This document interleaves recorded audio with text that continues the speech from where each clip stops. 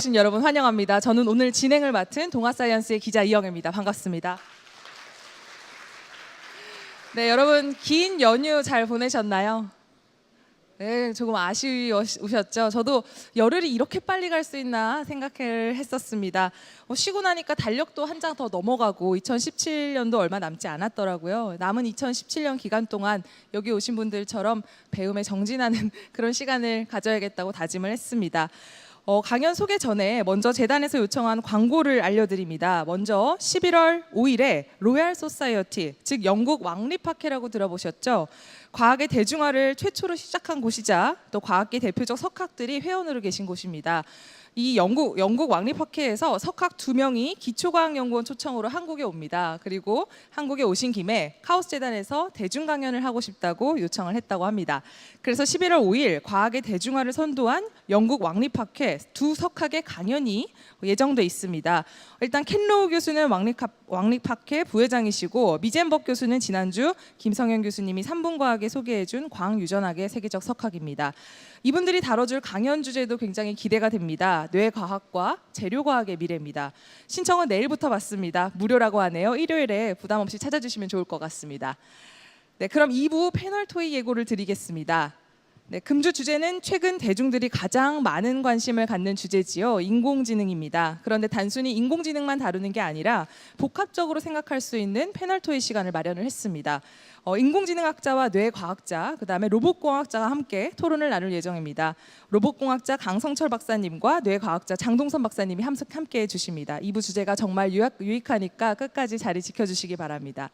이번 주에도 질문을 온라인으로 받습니다. sli.do.로 들어가셔서 강의나 패널 토의 중에 질문을 남겨주시고요. 만약에 질의응답 시간에 답변을 듣지 못하신 경우에 저희가 이 질문을 홈페이지에 가보시면 sci-q라는 곳에 남겨주시면요. 이 질문을 저희 오늘 패널분들한테 전달을 해드리고 또 답변을 따로 드리도록 하겠습니다. 강연 다음 날까지만 질문을 취합한다고 하니까 유념해 주시기 바랍니다. 자, 그럼 오늘의 강연자를 모시겠습니다. 연세대학교 컴퓨터과학부 조성배 교수님을 박수로 맞아주시기 바랍니다.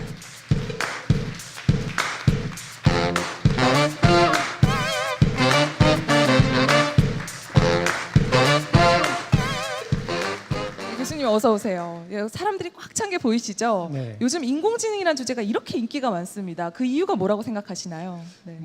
다들 인간에 대해서 관심이 많으시죠.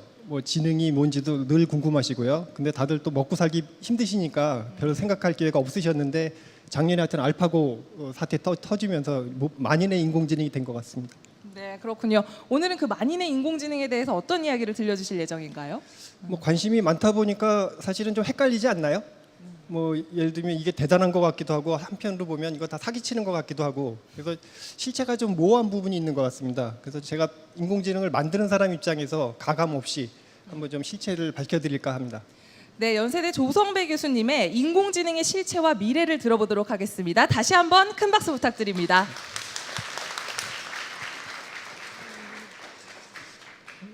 짧은 시간이지만 한번 좀 같이 생각을 해볼까 합니다. 여러분들이 근데 대충 인공지능 하면 어디서 주로 접하시나요? 보통 이런 영화 아닌가요? 여기가 제가 주로 봤던 영화들만 쭉 한번 보여드린 건데요. 사실은 재밌죠. 주로 이제 인공지능이라는 게 예를 들면 우리가 만든 기계가 사람처럼 지능을 갖고 했을 때 뭔가 에피소드도 여러 가지 것들이 생기고요. 그 초창기 영화들을 보면 인공지능 관련해서 주로 로봇이 많이 등장한 것 같습니다. 로봇이 사람처럼 감정을 갖는다든가 또는 자의식을 갖는다고 했을 때 어떤 재밌는 에피소드들이 생겨날 수 있을지 이런 것들을 얘기를 많이 했는데, 최근 영화들을 좀 보면 점점 로봇이 사라지는 것 같아요. 인공지능 관련된다는 영화에 예를 들면 아이언맨 같은 영화에 자비스는 눈에 안 보이죠. 그리고 또 최근에 헐이라는 그런 사만다라는 인공지능 프로그램이 나왔는데 그거 전혀 눈에 보이지 않는데 대화를 통해서 사람하고 사랑에 빠지기도 하고 그런 재미있는 에피소드들이 많이 있습니다. 이런 영화들을 보면 어떤 생각들을 하시나요? 이거 곧 실현될 것 같던가요? 사실은 재미는 있는데 저거 다 허구 또는 실현된다고 해도 굉장히 오랜 시간이 필요하지 않을까 이런 생각들을 대부분 하실 것 같아요. 그런데 이제 최근 들어서는 여기 계신 뭐 대단한 분들이죠. 뭐 세계적으로 지도층에 계신 분들이라고 하는 분들이 인공지능을 개발하는 걸 좀 주의해야 된다라든가 뭐 우려 섞인 그런 목소리들을 뭐 왕왕 내시기도 하시고 그게 뭐 단발적으로 한번 하고 만 게 아니고 꾸준히 이런 일들이 일어나는 것 같아요. 예를 들면 뭐 그 테슬라 CEO로 유명한 일론 머스크 뭐 이분도 나름대로는 이분이 아이언맨의 뭐 모델이었다고 합니다. 이분은 늘 인공지능 주의해야 된다라고 하는 아주 대표적인 분 중에 하나인데 인공지능에 대해서 뭐 이게 잘못되면 인류의 존폐 여부를 결정지을 수 있는 굉장히 위험한 존재라고 얘기를 하시고 그런데 예를 들면 이분도 잘 아시죠? 페이스북 CEO 마크 저커버그 뭐 이분은 전형적으로 인공지능 뭐 그렇게 크게 우려할 거 없다. 우리가 잘 이용하자. 뭐 이런 분인데 이분이 아예 대놓고 일론 머스크한테 저런 식으로 인공지능 위험하다고 말하는 사람들 사실은 다 뻥이야. 좀 주의해야 돼. 뭐 이런 식으로 했어요. 보통 이 정도 되면 뭐 대충 넘어갈 텐데 일론 머스크가 가만 안 있었더라고요. 내가 왕년에 저커버그랑 좀 알아봤는데 그 친구 사실은 인공지능 잘 몰라. 뭐 이거 거의 싸우자는 거죠. 사실은 뭐 싸움 구경처럼 재미난 거 없는데 요즘에 이런 재미난 일들이 아주 많이 일어나고 있습니다. 근데 이렇게 얘기하면 인공지능이라는 게 굉장히 먼 미래인 것처럼 생각이 되는데 이런 분들은 또 그렇지 않다고 얘기하고 뭐가 사실인지 좀 정신이 없는데 뭐 근데 우리 일상생활에 이미 인공지능이 많이 나와 있는 걸 볼 수 있습니다. 뭐 예를 들면 아마 댁에서들 청소하시는데 청소 쉬우신가요? 뭐 번거롭죠. 그게 어렵다고까지는 할 수 없는데 근데 뭐 거실을 빠짐없이 깨끗하게 청소하는 거는 그렇게 또 쉬운 일 같지는 않습니다. 근데 최근에는 이제 로봇 청소기가 나와서 뭐 이런 걸 대신해 주는 그런 기계들도 나와 있고요. 그다음에 최근에 이렇게 주차장에 관리하시는 분들 별로 안 보이시죠? 예, 뭐 그냥 차 몰고 슬슬 지나가면 뭐 카메라가 깜빡거리면서 자동차 번호판 인식해서 주차 관리를 대신해 주고 뭐 이런 것도 어떻게 보면 인공지능이라고 볼 수 있겠고요. 또 인공지능 스피커도 요즘에 많죠. 뭐 TV 켜면 거의 CF 1시간 보면 한 두어 번은 나올 것 같은데요. 뭐 할 수 있는 일이 거의 뭐 날씨가 뭔지 또는 뭐 좋아하는 음악 틀어주기 뭐 이런 것들인데 뭐 이런 것도 일종의 인공지능이라고 볼 수 있을 것 같습니다. 근데 사실 인공지능 분야에서는 뭐 그렇게 썩 대단히 잘하진 않는데 이런 것도 할 수 있어요라고 하는 것들도 꽤 있습니다. 예를 들면 뭐 자율주행차 우리나라는 아직 뭐 일반적으로 시내에서 보기는 어려운데요.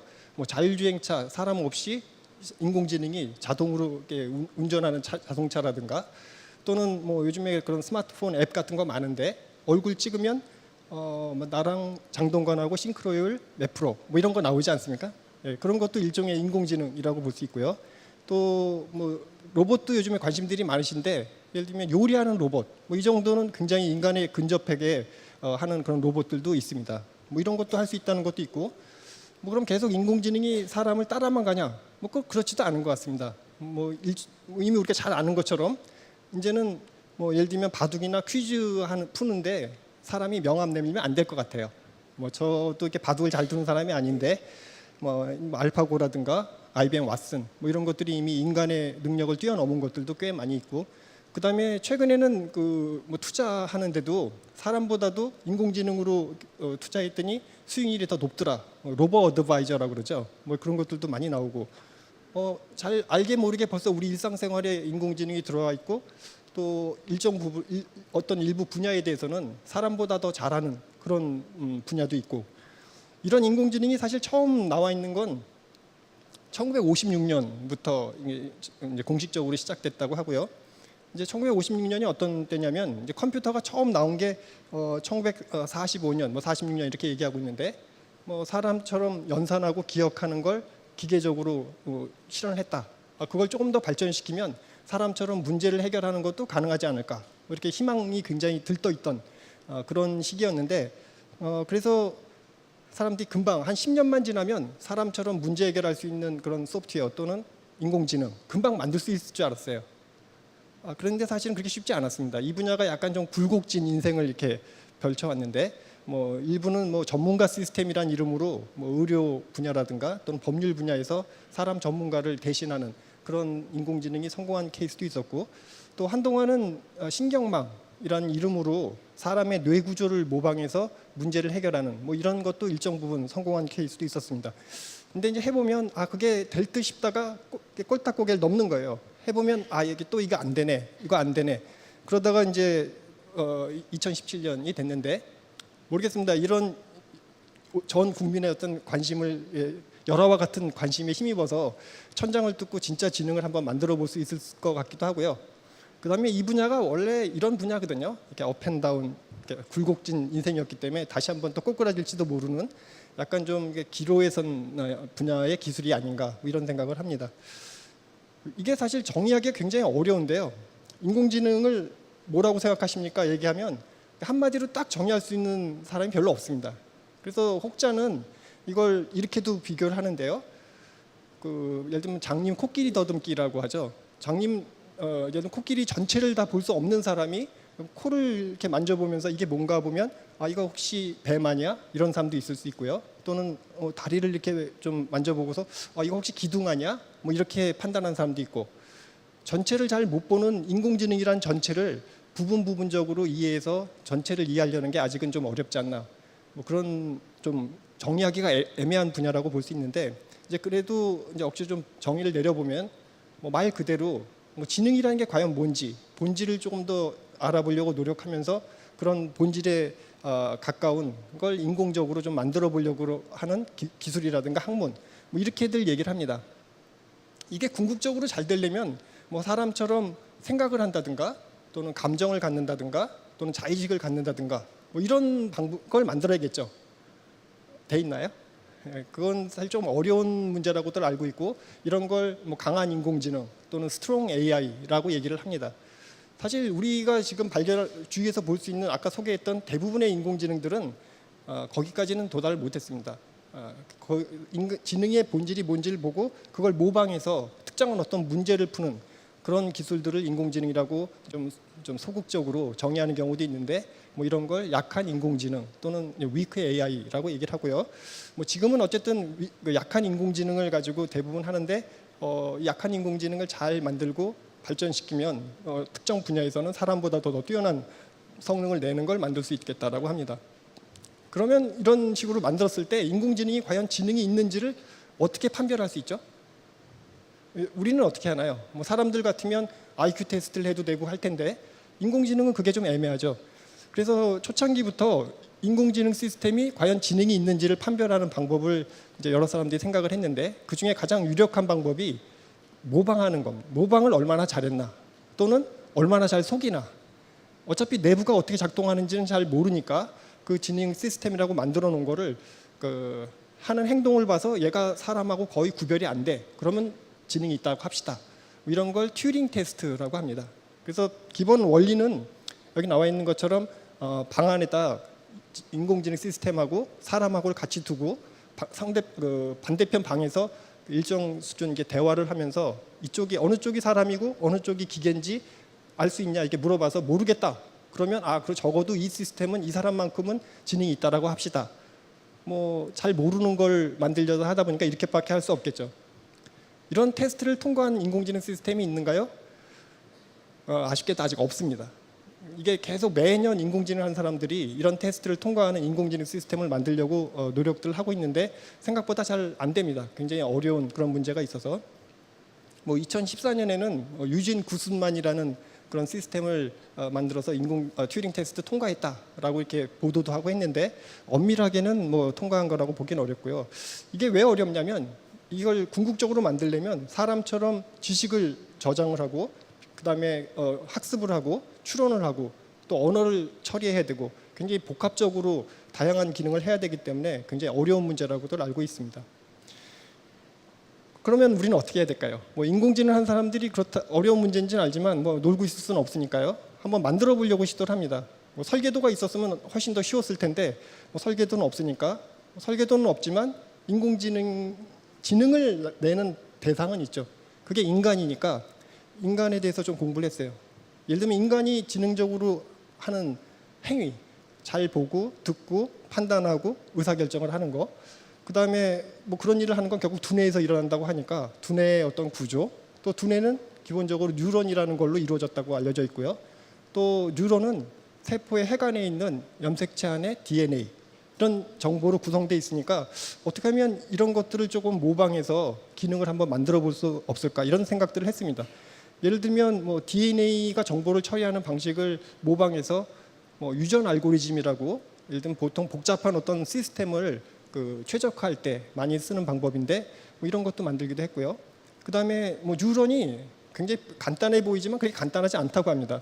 근데 이제 공학하는 사람은 좀 단순하기 때문에 굉장히 단순화시켜서 뭐 이렇게 그냥 표현합니다. 뭐 뉴런이라는 게 결국은 외부에서 들어오는 신호에 가중치를 매겨서 모두 합한 다음에 비선형적으로 출력하는 거야. 뭐 이게 하는 기능은 결국 뭔가를 이렇게 나누는 기능을 주로 하는 건데요. 하나가 하는 기능은 뭐 별로 신통치 않습니다. 근데 이런 것들을 이렇게 여러 개를 이렇게 층으로 이렇게 연결해 놓은 거, 이런 걸 신경망이라고 얘기를 하는데, 이렇게 만들어 놓으면 이 가중치를 어떻게 잘 매기냐에 따라서 입력된 사진이 그 안에 고양이가 있는지 없는지 뭐 이런 거 맞추는 거는 사람보다도 더 잘하더라. 뭐 이런 얘기들이 있었습니다. 그런데 실제로 인공지능 만드는 사람이 주로 했던 방법은 이런 겁니다. 전혀 사람이 하는 실질적인 방법하고는 딱 맞지 않는 것 같은데, 그렇지만 지능적인 행위, 보고 듣고 판단하고 의사결정을 하는 그런 걸 어떻게 하면 만들 수 없을까? 그래서 예를 들면 뭐 논리를 쓴다든가, 또는 탐색하는 방법을 쓴다든가, 또는 규칙을 사용한다든가, 또는 뭐 확률을 사용한다든가, 이건 뭐 우리들이 많이 알고 있는 방법이죠. 이런 여러 가지 방법들을 동원해서 사람이 하는 행동과 같은, 지능이 하는 것과 같은 행동을 만들려는 그런 노력들을 많이 시도를 했습니다. 그리고 이렇게 얘기하면 이제 방법이 굉장히 많다는 걸 대충 이제 이해하실 수 있겠죠. 근데 이 방법을 이 짧은 시간 안에 뭐 말씀드리는 것도 별 의미가 없고 뭐 이해하실 필요도 없고요. 그렇지만 어떤 인공지능 방법이라도 이렇게 두 가지로 접근 방법을 좀 나눌 수 있을 것 같아요. 하나는 설계에 기반한 방법. 이거는 사실은 우리가 일반적으로 문제를 해결할 때 뭐 그 컴퓨터로 프로그래밍을 한다든가 이런 거랑 상당히 유사한데요. 방법은 조금 다릅니다. 사람이 일반적인 의사결정을 할 때 지식이라는 걸 가지고 주로 하는데, 그 지식을 잘 저장을 해서 그거로부터 의사결정이 자동으로 이루어질 수 있도록 하는 이런 방법을 쓰기도 하고, 장점은 이거 만드는 사람이 똑똑하면 금방 만들 수 있습니다. 내가 의사인데 의사가 이렇게 진단하는 과정을 잘 지식화해서 집어넣고 시스템을 돌리면 그 의사만큼은 금방 결과가 나오는데, 단점이 있습니다. 만들 때 생각하지 못했던 예외적인 상황이 나오면 먹통이 됩니다. 그래서 이것도 굉장히 어렵구나 이런 생각을 했는데, 한편 방법에서는 이걸 그래서 학습에 의해서 해봅시다. 뭐 학습 좋죠. 자기가 알아서 한다니까. 근데 이 세상에 자기가 알아서 하는 건 없습니다. 그 지식을 데이터로부터 자동으로 추출하는 거, 그 정도가 이제 학습이라고 얘기를 하는 건데, 그렇게 하고 나면 그런 지식으로부터 의사결정이 자동으로 이루어져서 지능 시스템이 완성된다, 이렇게 얘기를 하는 게 있고요. 아시겠나요? 헷갈리실 것 같아서 대표적인 사례를 가지고 좀 설명을 하면, 설계를 기반으로 하는 방법의 대표는 예를 들면 IBM 왓슨, 요즘 왓슨 얘기 많이 있는데요. 그래서 이렇게 퀴즈 문제를 푸는 소프트웨어, 이런 걸 만들 때 뭐 주로 썼던 방법이 설계를 해서 뭐 문제를 풀었고요. 학습을 기반으로 한 방법의 대표, 뭐 사실은 여러분이 많이 알고 계신 게 요즘 알파고니까 알파고라고 볼 수 있는데, 알파고도 사실 뭐 하는 건가 보면 결국 바둑두는 프로그램이죠. 그래서 어떠한 인공지능 방법, 거의 수백 가지 수천 가지 방법이 있는데, 그것도 뭐 그 안에 매직이 있는 게 아니고 크게 대부연해 보면 이렇게 한다, 뭐 이렇게 할 수밖에 없지 않을까요? 이상의 더 이상 방법을 만들기 어려운데 뭐 이렇게 하면 별거 아닐까 싶을 것 같아서 제가 약간 천기누설을 할까 하는데, IBM 왓슨의 원리를 간단하게 좀 설명을 드릴까 합니다. 왓슨은 퀴즈 문제 푸는 프로그램입니다. 그래서 처음에 나왔던 건 제퍼디라는 미국의 퀴즈쇼에 나와서 요 가운데에 지금 왓슨이 있는데요. 그 사람 챔피언하고 대결을 해서 이긴 컴퓨터 프로그램입니다. 근데 퀴즈 문제를 푼다는 게 그렇게 간단하지 않은 게, 뭐 이렇게 문제은행에서 이게 뭐 100만 문제 중에 한 문제 나오기 이러면 뭐 당연히 컴퓨터가 더 잘할 수밖에 없는데, 퀴즈는 어떤 문제가 나올지 모르죠. 그러니까 도메인이 굉장히 방대한 그런 문제인데, 그래서 전통적인 인공지능은 잘 못한다고, 굉장히 어려운 문제라고 알려져 있는데, 그거를 왓슨이 이제 풀었던 거고요. 어떻게 만들었을까요?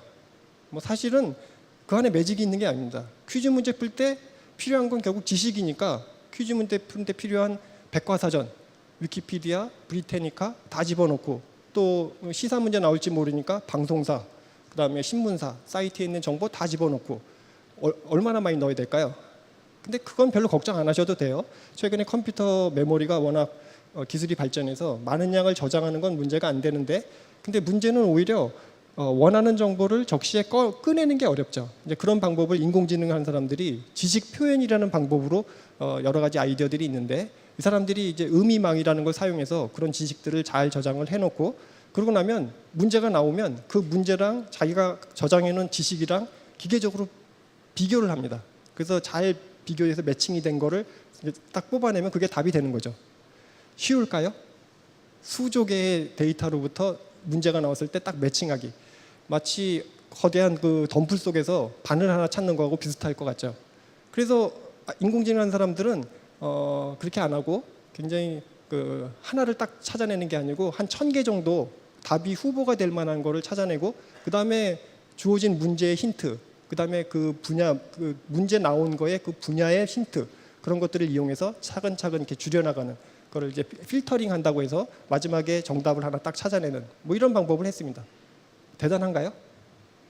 뭐 알고 보면 이게 뭐야 이거 그냥 컴퓨터 프로그램이네 라고 할지 모르는데, 결론적으로 이렇게 했던 방법이 인간 챔피언들을 이기는, 인간 챔피언보다 더 정확하게 빠른 시간 안에 심층적인 어떤 질문에 대해서 답변을 만들어내는 그런 결과를 냈다. 이것이 중요하다고 볼 수 있고요. 두 번째 방법은 이제 학습을 기반으로 하는 인공지능 설명하기 위해서 이제 알파고를 말씀드릴 텐데, 뭐 알파고 다들 대단하다고도 생각하시죠. 뭐 일부는 뭐 공포심을 느끼신다는 분도 계시고, 뭐 경외감, 뭐 도대체 신의 한 수를 어떻게 찾았지, 뭐 이런 생각들을 하시는데, 뭐 사실은 뭐 그냥 까놓고 얘기하면 바둑두는 프로그램입니다. 근데 바둑두는 프로그램은 알파고가 처음 나온 게 아니거든요. 그 이전에도 수백 개, 수천 개 프로그램들이 있었고, 그러면 뭐 바둑을 두는 프로그램을 만든다고 할 때 어떻게 할까요? 뭐 여러 가지 방법이 있을 수 있는데, 가장 아주 간단한 단도직입적인 방법은 이 문제의 정답을 찾는 거죠. 근데 그 정답을 찾는 방법이 사실은 있어요, 있기는.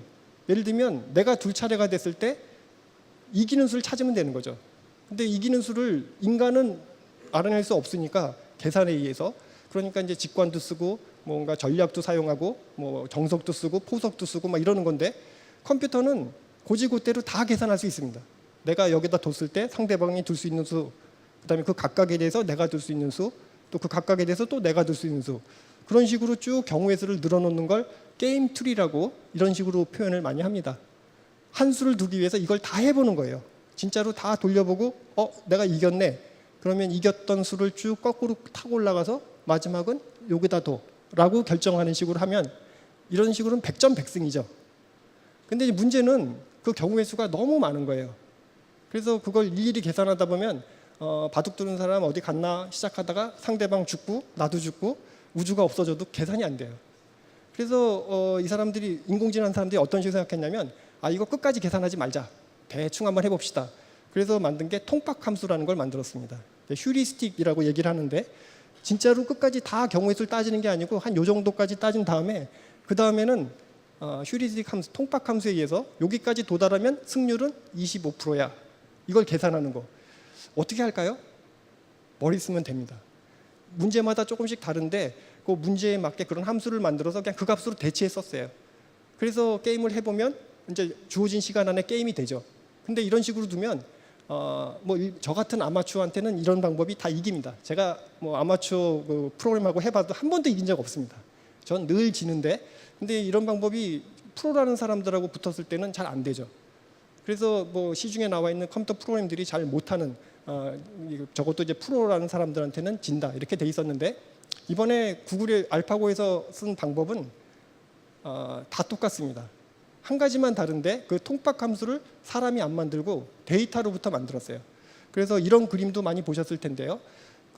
결국 이런 함수가 하나, 두 개가 있는 건데요. 바둑판의 모양이 이렇게 됐을 때 각각의 빈칸의 승률을 출력해주는 그런 함수를 하나 만드는 겁니다. 근데 그게 뭐 사람이 만들면 도저히 못 만들겠고, 그러니까 데이터로부터 데이터 어디서 얻을까요? 실제 대국한 대전 그 데이터를 보면 되겠죠. 뭐 한 번 대국할 때마다 200수 정도씩 두니까 200판의 그 판의 모양이 있는데, 그 판의 모양의 데이터를 16만 기보를 쭉 모아놓고 나면 내가 여기다 이런 모양에서 여기다 뒀을 때 이길 확률은 100만 분의 3이야 이런 식으로 계산이 되겠죠. 통계를 쓰면 이제 그런 게 될 텐데, 통계는 문제가 또 있는 게 추세를 가르쳐 주는 데는 도움이 되지만 어떤 의사결정을 내리는 데는 그렇게 도움이 안 되는 경우가 많았어요. 그래서 많이 쓰는 방법이 머신러닝, 기계학습이라는 방법을 썼는데, 기계학습은 또 문제가 데이터가 너무 많아지면 잘 안 됐어요. 그 파라미터가 잘 결정이 안 됐는데, 그래서 이 사람들이 썼던 방법이 딥러닝이라는 걸 썼습니다. 딥러닝이라는 게 결국 그런 걸 해결하는 함수를 만드는 그냥 방법론. 그래서 판의 수를 계산하는 함수를 2개 만들어 놓고 해봤더니 이제 나름대로 잘 되더라. 그 다음엔 16만 기보가 많긴 하지만 그게 완벽한 수가 아니니까 데이터가 더 필요하죠. 근데 그런 데이터를 뭐 16만 기보, 내년에도 16만 기보, 10년 동안 160만 기보 이렇게 모으면 10년 기다려야 되잖아요. 근데 이 사람들은 그렇게 안 하고 이렇게 프로그램이 하나 완성이 되면 바둑 둘 수 있는 프로그램이 완성되니까 그걸 카피해서, 그러면 2카피가 생기니까 이 카피 가지고 까만 돌 계산하고 이 카피 가지고 하얀 돌 계산하고, 그러면 바둑 게임이 되겠죠. 뭐 아자왕 같은 사람 2사람 두면 되니까. 그렇게 하면 어쨌든 게임이 끝나서 이쪽 카피가 이겼네. 그럼 이쪽 카피 칭찬해 주는 거예요. 칭찬해 줄 수 있는 방법이 없어서 파라미터 값을 좀 올려주고, 이쪽은 좀 혼내야 되니까 파라미터 값을 좀 내려주고, 이런 방법을 강화학습이라고 하는데, 이런 방법을 사용해서 한 일은 스스로 학습한 게 아니고요, 자기가 알아서 수를 발견한 그런 거 없습니다. 결국은 이런 파라미터를 제대로 추정하는 이런 함수를 잘 만들어서 했는데, 해놓고 보니까 이런 방식으로 계산한 수가 굉장히 묘수가 되는 거죠. 이전에 우리가 생각하지 못했던 그런 수들이 돼서 인간 챔피언을 이긴 그런 바둑 프로그램이 됐습니다.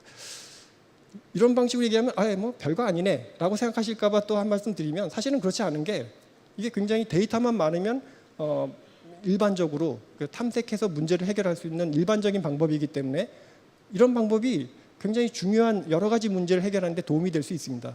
예를 들면 불치병을 치료한다든가 또는 기상 예측을 한다든가, 이럴 때 다양한 데이터들이 많이 모여 있을 텐데, 그런 데이터들로부터 최적의 어떤 경로를 찾아 나가는 뭐 이런 방식이 혹시 되지 않을까, 이런 생각 때문에 구글이 거금을 들여서 그렇게 투자를 하고 개발을 하고 있다고 보면 되겠습니다. 특히 이제 딥러닝이라는 게 최근에 얘기가 많이 되고 있는데요. 심층 학습. 그래서 뭐 인간처럼 뭔가 빨간펜 선생님이 나오고 그 다음에 그걸 심층적으로 스스로 깨우치고 뭐 그렇게 생각하실 것 같은데, 이제 그게 아니라는 걸 좀 말씀드리고 싶고요.